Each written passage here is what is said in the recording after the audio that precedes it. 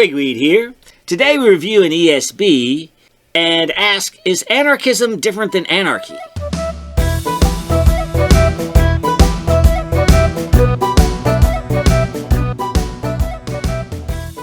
All right. Hey, Good evening. good to see you. How about some beer and conversation? Well, that's a great idea. What are we drinking? Well, I snuck this one in. Chesterton was kind enough to bring one of my home brews Oh, this in. is Yeah, yours. this is the home brew. This is a extra special bitter, which is kind of one of my go-to styles. Very good. Yeah, Very all right. good. So what's on your mind? Well, I haven't listened to my Sex Pistols album in a while, Yeah. but one of the feature songs is "Anarchy" in the UK. Okay. And this is peak British punk. Yeah. And it's just about lawlessness, and they're kind of welcoming this lawlessness because you're a punk. That's what you do. Yeah. And you're going anarchy in the UK. That's what's coming sometime. Maybe like we want lawlessness, breakdown. People just beating up neighbors walking Right. down the street. Yeah. And I thought, well, that doesn't seem like much of a philosophy to Right. build a society around. And so when I hear anarchism, I'm wondering, that can't mean the same thing as what the Sex Pistols have in mind. Right. I think you're right. I think it's not the same thing. Okay. But first, let's drink this beer. Yeah. So we brewed together a few weeks back, Yeah. and we had your robust porter, and Yep. then this is my ESB that came from that same day, and it's It's lovely. It's a go-to style for Yeah. you, and it's so let's say it's a pale like if you were explaining to somebody who's familiar with pale ales, you'd say, Yeah. what's a pale ale with British dialed down just a little bit with British hops. With British hops. Although I'm getting a little bit of a funky hop flavor in here, Uh-huh. which surprised me. Good funky? But I just used East Kent Goldings and Fuggles, which are traditional British hops. Standard. And but I still get a little bit of hop funkiness, which I don't quite understand. No, I'm not. I wouldn't say funky. I'd say maybe a little more hop forward than you might Then, get yeah. from an ESB. Yeah, I think I might need to dial anyway. back the hops a bit. But anyway, it turned out pretty well. And I what are enjoy it. you thinking the ABV? Yeah, on about this 5. puppy is? Yeah. Okay. Yeah. So as I was thinking about anarchism, kind of the philosophy of anarchism, it reminded me of our episode about Hobbes. I got the same feeling. Yeah, because Hobbes was basically saying, no matter how bad the government is, it's better than the state of nature where it's man against man, everybody against every man against other man. So they're both doing the right thing with going backing it all the way up and going, what is man like? Yeah. And what is the best way for him to be organized? Yeah. Because you have to have some organizing principles here. And Hobbes would be like, well, it's Red in tooth and claw, and Yeah. everybody's horrible, and we need a strong, firm central government to keep order. And that so Hobbes is proceeding from the idea that man is just rotten and is going to beat up on one another, and everybody's going to be terrible. And the anarchists are kind of taking the opposite perspective. Yes, they have, without being judgy, they have a more positive view. Yeah. That a sort of Rousseauian view that it's actually the state which makes us rotten people, and then if we had more and more liberty to do as we please, Yeah. we would be kinder to each other. And if we, so it makes sense that you would start with the basic premise, and then move forward from there. And so anarchism, which, look, I'm on board with celebrating liberty, equality, and solidarity, which is, before it starts to splinter off into 100 different subversions of anarchy, it is about liberty and equality and a lack of hierarchy. Yeah. In a lot of ways, I'm seeing some real PNC principles here in the idea of bringing power down to the lowest level you can get it. That's right. And so, all right, so far so good. Yeah. So, let's talk about what's good about anarchism. So, it's not no rules. Right. It's no rulers.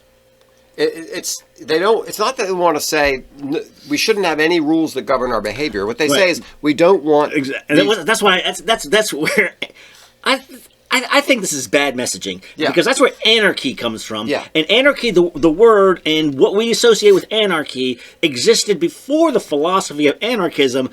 They could have come up with something better. Yeah, Communalism. when you think about some situation where you say it's anarchy out there, what do you imagine? You're imagining like fires or liberty, equality, solidarity. Yeah, I'm not imagining. Not at all. So I don't know what you guys are doing. So anyway, so it is a bad choice of words, but it comes from the Greek, which means no rulers.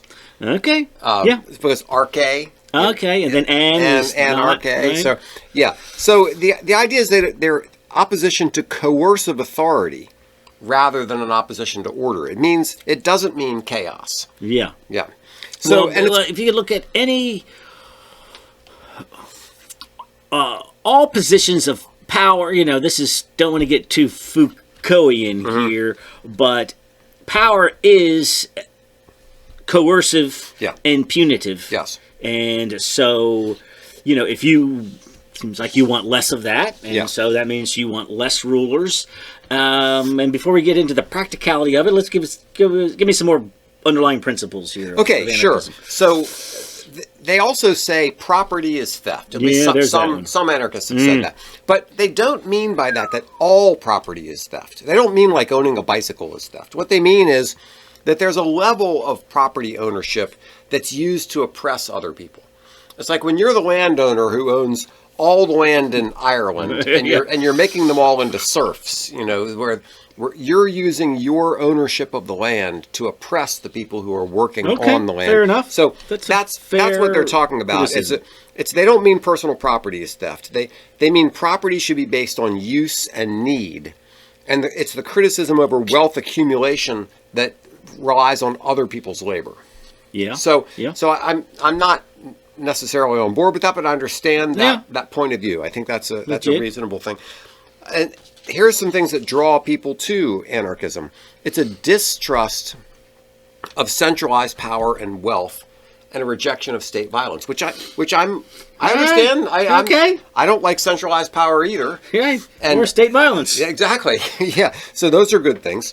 Now, some anarchists would say that individual autonomy and state authority are mutually exclusive. That if you have state authority, you do not have individual autonomy. And, okay, there's something to be said for that. I would say that this is where the splinter groups began. Like there's more of a individual anarchism, which means you just start with yourself. Yeah. And then it will radiate out. Yeah. And then there's the beginnings of communism that we'll get into, which say, we just don't have a state. Yeah, and the idea is anarchism is based on the idea of voluntary cooperation. It's a bunch of people voluntarily coming together and agreeing to do things in a certain mutual way. aid. Yes, mutual aid. So, and that's not anarchy, and that's not no rules. That's just there's no central oppressing authority forcing these things. It's a voluntary cooperation. And then there's, even in a funny way, a Christian take on anarchism, which is that I think it was Augustine who said, love and do what you will. Because like, I love my wife. I don't need a law that says don't break your wife's arm, right? Because I don't want to break my wife's arm, right? So if you love somebody, you don't want to do anything harmful to them. So there's this concept of law in Christian theology that if you love, you really don't need the law because you're going to do good for other people.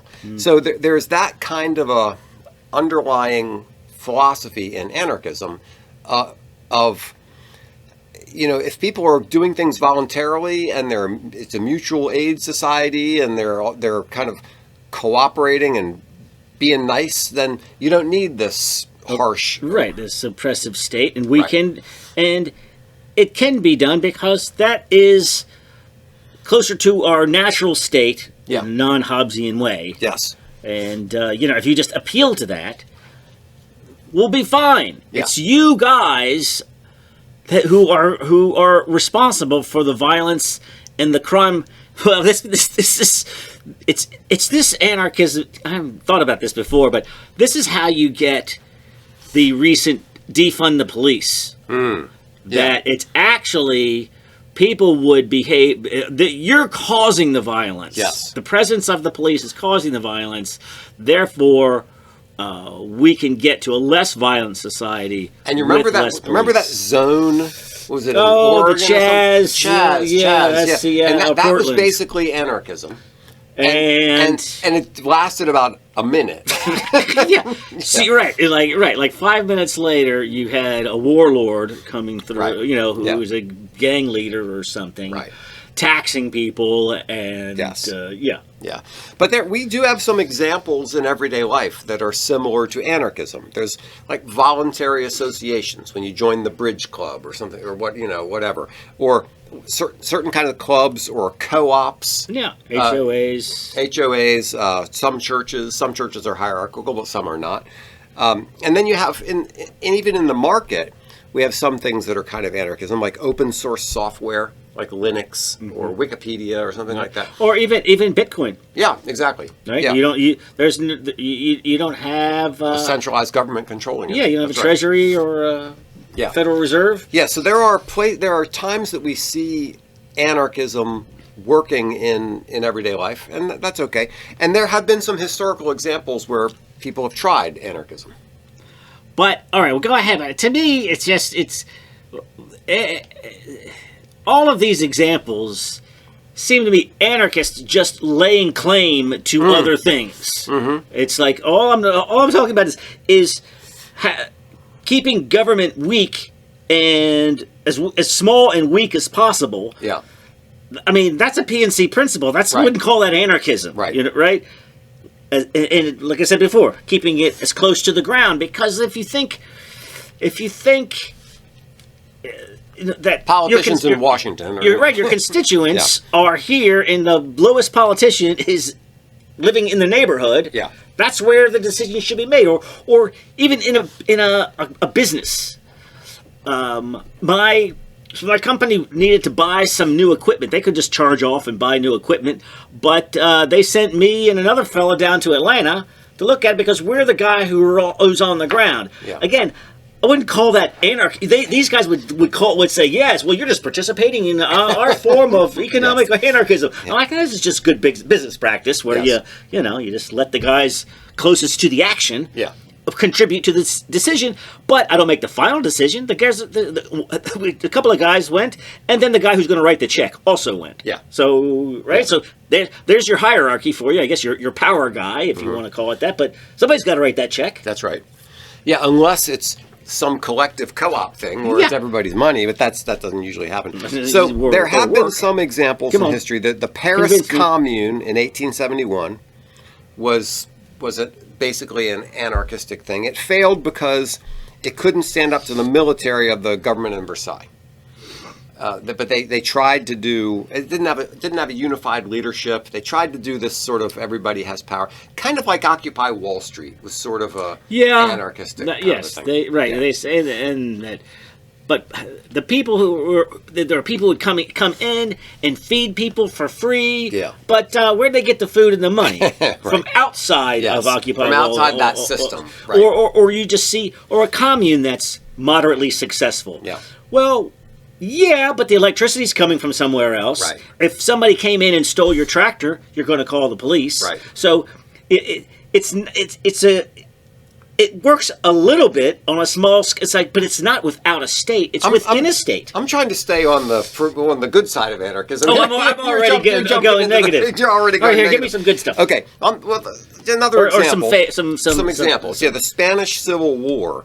There was apparently during the Spanish Civil War. There was a lot of anarchism going on there, and it worked for a little while until they ran into the military. I mean, usually what happens is anarchist things work until there's some external threat, which they don't have the power. They don't have the internal organization or the power to fight against.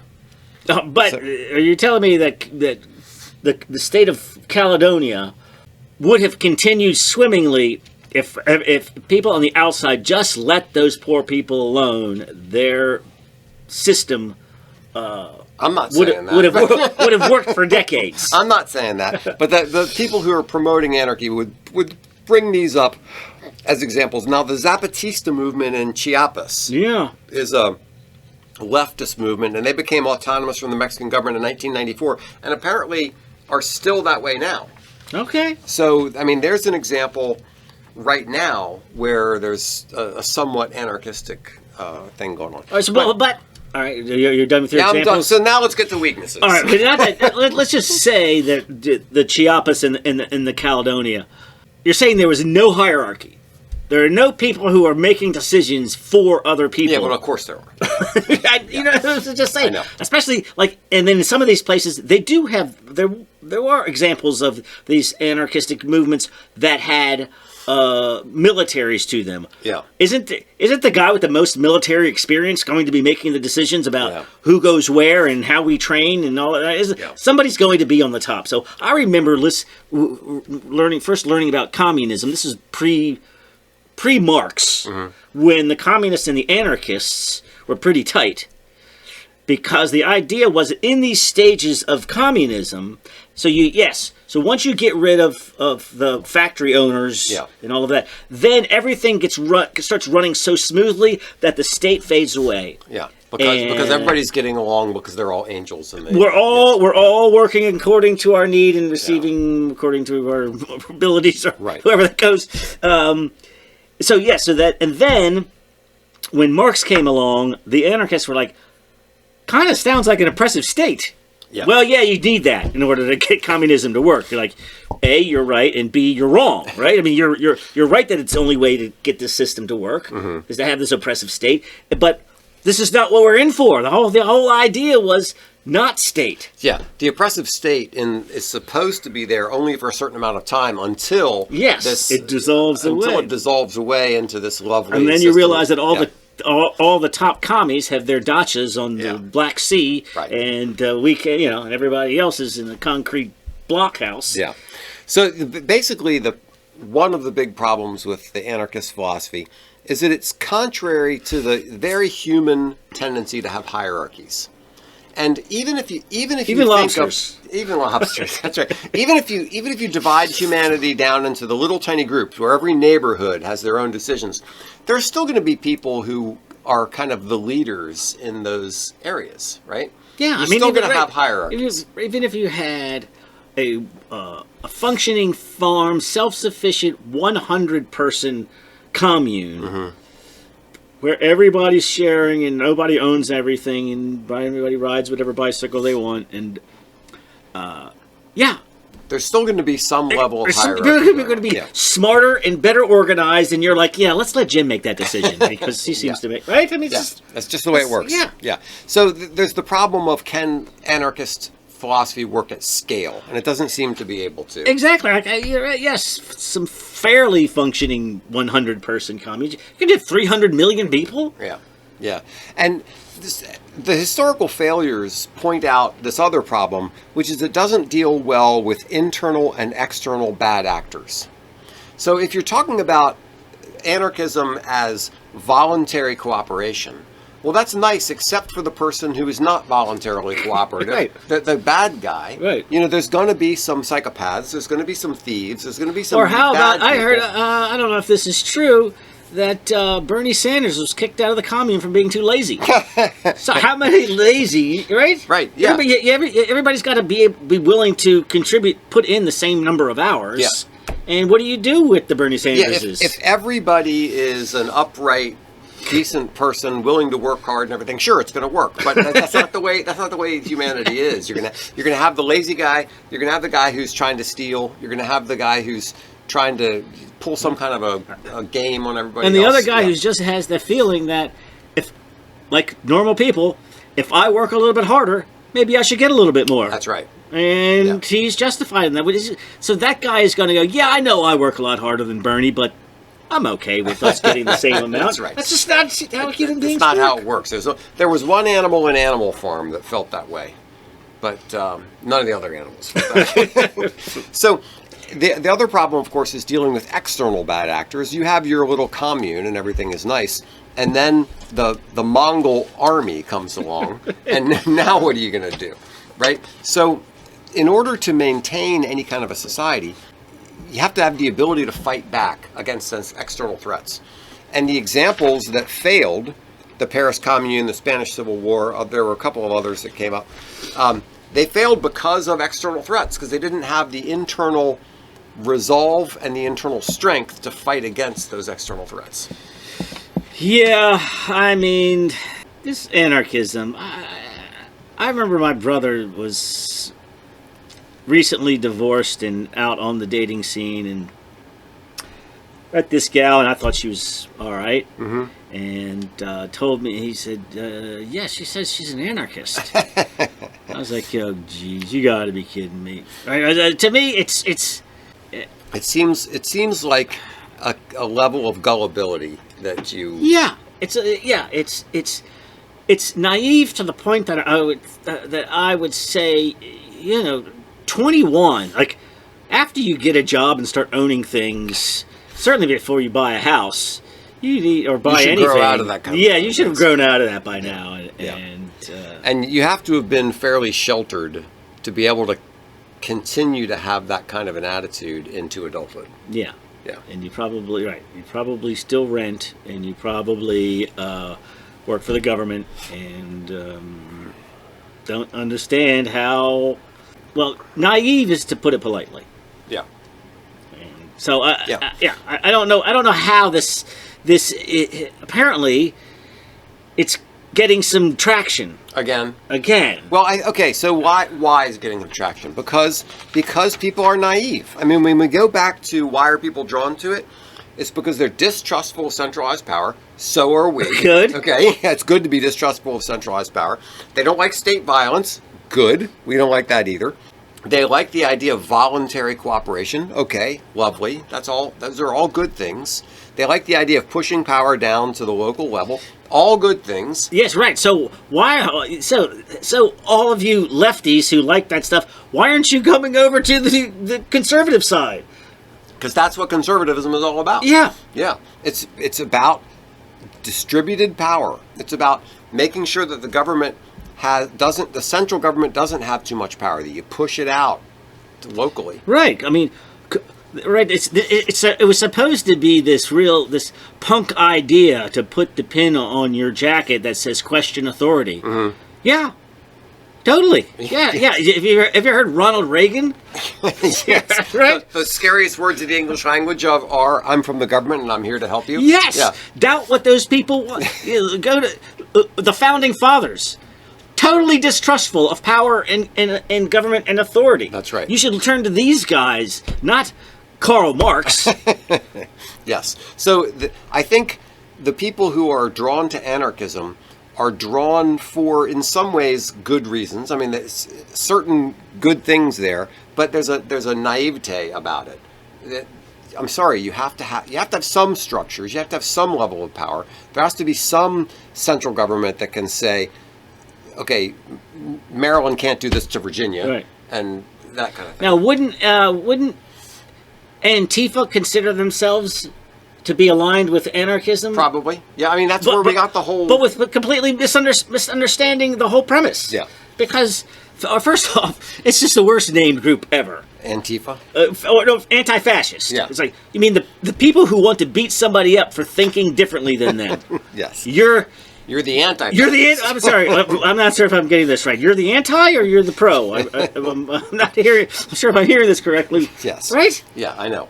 Yeah, it doesn't make any sense. Yeah, I've got this little piece of art back here. So these are some soy boys marching down the street. No borders, no banks. Okay. All right. So are these tenets of anarchism? Well, to some extent, because you don't want the centralized power of a bank, because a bank exercises a lot of power over people. So I guess what they would want is more the It's a Wonderful Life little community bank, and I like that too. Yeah. I'm all for that. But you have to have some amount of central control of things. Now, I want to give the central government as little power as we can possibly give it, but you have to have some. But you recognize that, yes. That's why the Articles of Confederation didn't work, and we had to have the Constitution. When the federal government was too weak, the country wasn't able to do certain things, and we had to have the Constitution to give the central government more power. Yeah, I get it, and that was the what was it? The Adams and Jefferson conflict. Yeah. Right? To what degree do we get power? But nobody said we need to have a nation without a state. But of course, it depends on what flavor of anarchism you're talking about. Yes. But in its most raw state, there doesn't need to be a state. Yes. Really? Yeah. And it's just naive. It's like a lot of things on the left. What's that old saying? Show me a man who's 20 years old who's not a liberal, and I'll show you a man who's no heart. Show me a man who's 40 years old who's not a conservative, and I'll show you a man with no brain. Right. I mean, there's a lot. Kind of like that. It's kind of like that. There's a lot of kind of naive, simple approaches to things that seem nice when you're still living with your parents. Yeah, until you think about it a little bit and you run up against reality. Or what's that other saying? A conservative is a liberal who's been mugged. Yeah. Right. Yeah. Right. So anarchism, it's some good ideas, but it just basically fails. Overall, thumbs down. Anyway, anybody write us lately? Yeah, so JR is a faithful listener and wrote us about the tariffs on aluminum and how that's going to affect breweries. Oh, I see. He's really getting it. He's sticking it to us right where we live. Exactly, because if the price of aluminum goes up, then the price of aluminum cans goes up, and that's going to hurt the canning of beer, but also in buying beer equipment. A lot of times when somebody's buying the fermenters and the mash tuns and all that kind of stuff, they're buying steel equipment from overseas, and if all of a sudden the prices on those things shoot up, then the price of craft beer is going to... Which is already too darn expensive. That's right. Anyway. Yeah. So, good point. Yeah, I mean, it is a good point. It is gonna have that effect, but I would hope that somebody domestically will start providing that. Well, that's the thing. Do we have aluminum production in this country that is being hurt by cheap imports? Yeah, that would be the question. And I know. I drove through in West Virginia. There was this massive Alcoa plant. Yeah, and it was just one of those towns. Gosh, they must be all. Well, they used to be everywhere. Less so now, but there's a town that only exists because there's a major plant there. Right, a major manufacturer that is holding this whole town together. Yeah. And which would seem a little unsettling, right? Yes. Because you're like, well, all we need is this one company to either fail or move, and the entire town collapse, and which has happened all over the country. That's but right. it would feel they're insecure. Yes, you would, and those little towns have failed. Yeah. Because we've been outsourcing so much of our NAFTA and whatever else. You can build this. I love this town, but we're getting killed unless I move my furniture plant to Mexico. So I agree that JR is pointing out the fact that this is going to have a bad effect on small breweries, and I accept that. I'm sure it's going to be, especially in the short term. But in the long term, I think it's the better move because it will require American companies to get stuff domestically. And that will increase domestic production of aluminum and steel. Oh, dang it! I forgot to print it out. I did see Putin offer massive amounts of aluminum. He's like, "We got all the aluminum you guys need." So, hopefully, maybe we can clean up this messy little war and get back to trading raw materials around. That would be nice. Yeah. Do we have, what is it, bauxite? Is that bauxite is what you get aluminum from. Right. Aluminum ore. Do we have I don't know. large I know that it takes a lot of energy to get aluminum out of bauxite, which is why aluminum recycling is one of the types of recycling that makes more sense, because taking used aluminum and using that takes way less energy than trying to get it Yeah, out of the it seems to floor. be aluminum and glass, but paper and plastic, not so much. Or not at all, really. But they probably just throw all of that away. Yeah, there are certain things that it absolutely makes sense to recycle, and there are other things that it's just dumb. Like recycling paper, it's just dumb. Yeah. And most plastic is non-recyclable anyway. That's right. Yeah. All right. So, JR, good point, but we're going to have to just wait and see, I think, what happens to the breweries with these tariffs. But for the most part, Trump's tariffs are not directed at the thing. Yeah. They're for some other gain. And so we'll see if, maybe a bunch of, in the short term, it's going to make it expensive unless you just get a bunch of new aluminum plants Going to the United States. And it'll come back down and we'll see. Yeah. All right. Okay. All right. Cheers. Cheers. Thanks so much for listening to Beer and Conversation with Pigweed and Crowhill. Remember to visit us at pigweedandcrowhill.com or send us an email at pigweedshow@gmail.com.